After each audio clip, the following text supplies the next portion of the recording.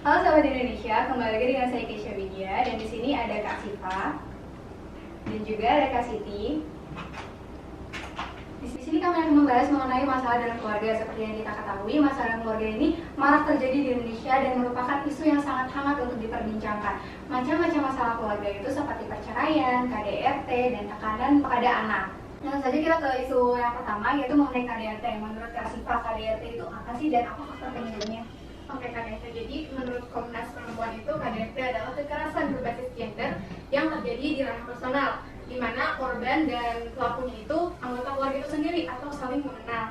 Nah, dan untuk penyebabnya sendiri itu banyak. Menurut Dewi Mastuti, penyebab dari KDRT ini yang pertama pengalaman masa lalu, di mana pelaku KDRT ini adalah korban KDRT di masa lalu. Kemudian temperamen dan kontrol emosi yang kurang baik, adanya perselingkuhan, masalah ekonomi, dan budaya patriarki, serta adanya campur tangan dari pihak ketiga. Oke, pastinya KDRT ini menimbulkan beberapa efek ya. Kalau menurut Kak Siva sendiri, efek yang terdapat dari itu apa sih? Tentu saja KDRT mempunyai efek bagi korbannya, yaitu ya yang pertama cedera fisik, terus munculnya trauma psikologis, kemudian munculnya rasa takut dan hilangnya rasa aman.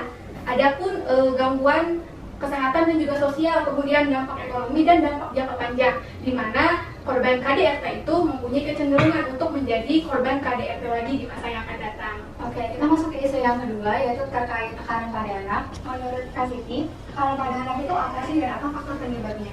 Oke, kita ambil dari ahli yaitu Mac David dan juga Omrat di tahun 2014. Mereka tuh bilang kalau misalnya seorang anak terutama pada usia remaja, mereka itu mengalami tekanan yang cukup tinggi karena ekspektasi orang tua mereka otomatis meningkat tinggi.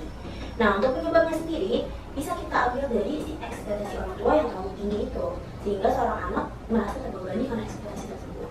Dan selain itu ada juga dari faktor lingkungan tempat anak itu tinggal yang membentuk anak tersebut begitu. Oke, kalau efeknya sendiri itu apa sih Kak? Nah, untuk efeknya sendiri tentunya akan membuat anak itu menjadi stres dan psikologi anak tersebut akan terganggu. Lalu untuk hubungan antara orang tua dan juga anak akan jadi renggang karena biasanya anak tersebut akan merasa segan dan juga takut terhadap orang tua. Dan juga anak tersebut akan merasa dirinya itu rendah diri karena opininya seringkali tidak dianggap. Gitu. Oke, kita masuk ke isu yang ketiga, itu tadi terkait perceraian. Kalau menurut Kak Siva, perceraian itu apa dan apa faktor penyebabnya?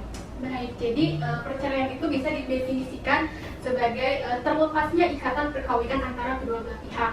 Nah, untuk faktor penyebabnya sendiri itu bervariasi ya, diantaranya yang pertama karena perselingkuhan, kemudian adanya tindakan KDRT, adanya perselingkuhan, dan kurangnya kepercayaan satu sama lain, serta adanya campur tangan dan tekanan dari pihak lain. Oke, kalau menurut Kak Siti sendiri, efek dari perceraian itu apa sih Kak? Nah, kalau dari perceraian itu ada dua sisi, yaitu dari anak dan juga dari pasangan. Nah, kita bahas dari anak dulu.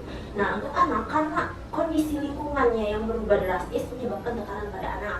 Dan untuk dari pasangan tersendiri, mereka berdua akan terstigma, yang mana stigma itu tuh akan, konotasinya itu akan buruk di masyarakat gitu ya. Itu contohnya itu kayak janda dan juga duda.